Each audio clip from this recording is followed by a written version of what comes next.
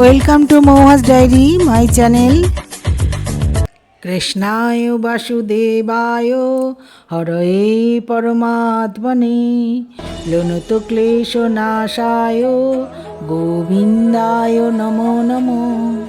হে কৃষ্ণ, হে গোবিন্দ, এই জ্যৈষ্ঠ মাসের অধিক পূর্ণিমা 2026-এ আসতে চলেছে এই পুরুষোত্তম মাস। এই পুরুষোত্তম পূর্ণিমা সম্পর্কেই আজকে তোমাদের কিছু জানাবো, বলবো।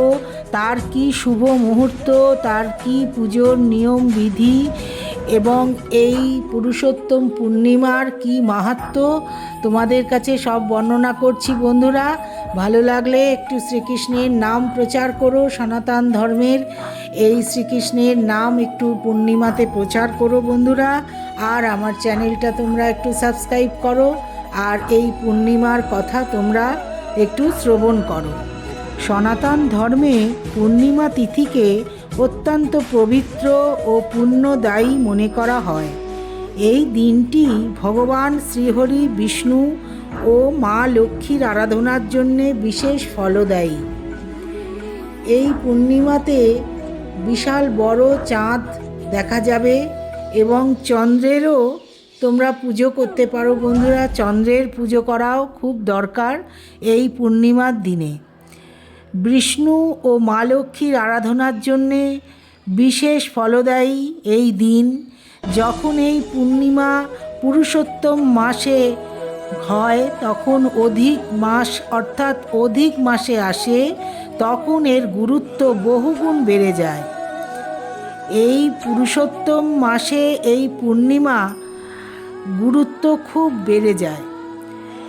প্রায় 3 বছরে একবার আসা এই বিরল সংযোগ সাধনা, ভক্তি, দান, পুণ্য এবং আধ্যাত্মিক উন্নতির এক অনুপম সুযোগ প্রদান করে।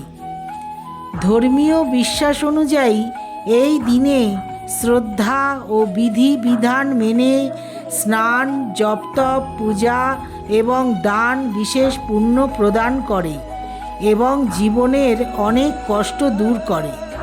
স্কন্ধ পুরাণ, বিষ্ণু ধর্মোত্তর পুরাণ এবং ভবিষ্যৎ পুরাণে অধিক পূর্ণিমার বা পুরুষোত্তম পূর্ণিমার গুরুত্বের বিশেষ বর্ণনা পাওয়া যায়। এই অধিক পূর্ণিমাকে পুরুষোত্তম পূর্ণিমা কেন বলা হয়? যখন পূর্ণিমা পুরুষোত্তম মাসে, এই জ্যৈষ্ঠ মাসের অধিক মাসে আসে, তখন তাকে পুরুষোত্তম পূর্ণিমা বলা হয়। এই সংযোগ প্রায় 3 বছরে একবার তৈরি হয়। এই দিনেই ভগবান বিষ্ণু ও মাতা লক্ষ্মীর পুজো করা হয়।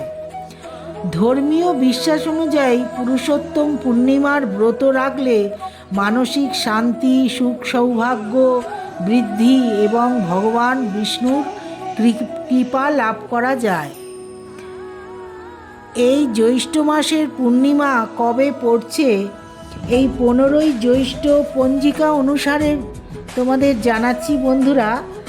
15ই জ্যৈষ্ঠ শনিবার সকাল 11:21 হইতে 16ই জ্যৈষ্ঠ রবিবার দিবা সকাল 1:12 পর্যন্ত এই পূর্ণিমা থাকবে। এই পূর্ণিমা পুরুষোত্তম পূর্ণিমা নামেও পরিচিত, কারণ এটি পুরুষোত্তম মাসে পড়ে। এই দিনে ভগবান বিষ্ণুর আরাধনা বিশেষ শুভ বলে গণ্য করা হয়। এই পুরুষোত্তম মাসের স্বয়ং ভগবান শ্রীহরি বিষ্ণুর প্রতি উৎসর্গীকৃত বলে মনে করা হয়। এই মাসে আসা পূর্ণিমা সাধারণ পূর্ণিমার তুলনায় অনেক বেশি পুণ্য ফল প্রদান করে। শাস্ত্র অনুসারে এই দিনে করা প্রতিটি শুভ কর্ম বিশেষ পুণ্য ফল দেয়। বিশ্বাস করা হয় যে এই পবিত্র তিথিতে গঙ্গা স্নান, ভগবান বিষ্ণুর সত্যনারায়ণ স্বরূপের পূজা, ব্রত, দান এবং ভক্তি করলে ব্যক্তির সমস্ত পাপ নষ্ট হয় এবং সে সুখ, সমৃদ্ধি ও মানসিক শান্তি লাভ করে। পূর্ণিমার সম্পর্ক চন্দ্রের সাথে। এবং চন্দ্র মনের কারক। তাই এই দিনে ব্রত পূজা করলে মনের অশান্তি দূর হয়, ইতিবাচক শক্তির সঞ্চার হয় এবং আধ্যাত্মিক চেতনার বিকাশ ঘটে। ধর্মীয় গ্রন্থে উল্লেখ আছে যে এই অধিক মাসের পূর্ণিমায় ভগবান বিষ্ণুর পূজা অনেক যজ্ঞের সমান পুণ্য দান করে। এই দিনে ভক্তিভরে করা জপ তপ এবং দান ব্যক্তিকে পাপ মুক্ত করে মোক্ষ লাভের পথে এগিয়ে নিয়ে যায়। এই জ্যৈষ্ঠ মাসের অধিক পূর্ণিমার ব্রত সুখ সৌভাগ্য এবং সমৃদ্ধি প্রদানকারী হিসেবে বিবেচিত। এই দিনে ভগবান বিষ্ণু ও লক্ষ্মীর আরাধনা করলে ঘরে ধনধান্য সুখ বৈভব এবং ঐশ্বর্যের বাস হয়।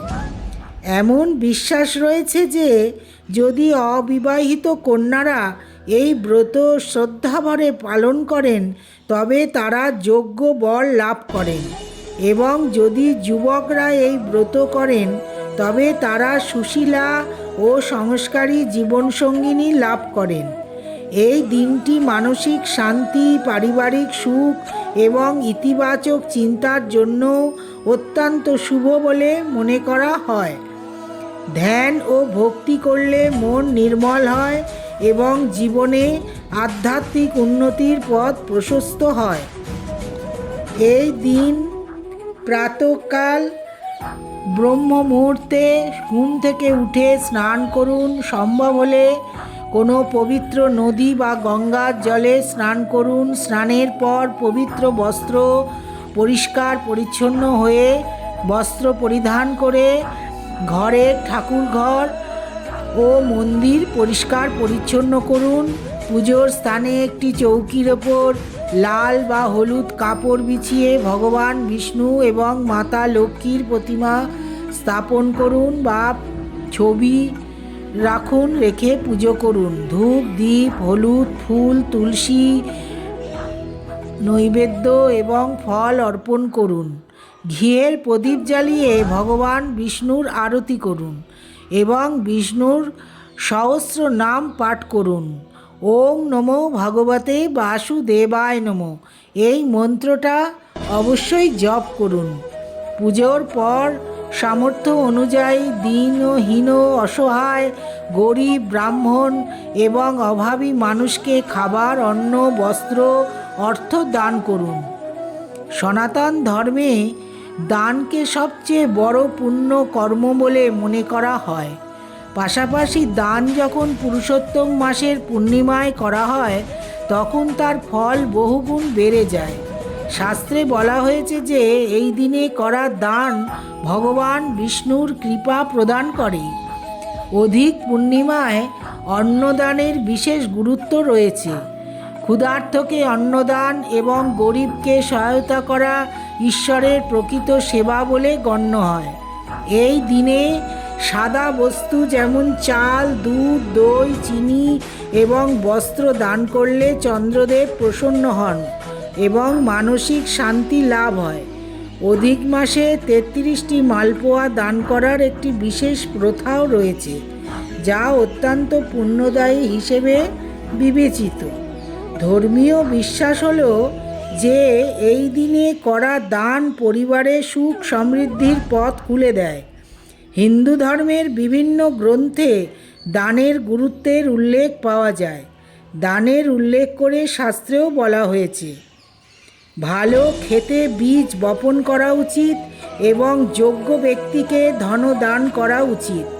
ভালো জমিতে বোনা বীজ এবং যোগ্য ব্যক্তিকে দেওয়া দান কখনো বিফলে যায় না।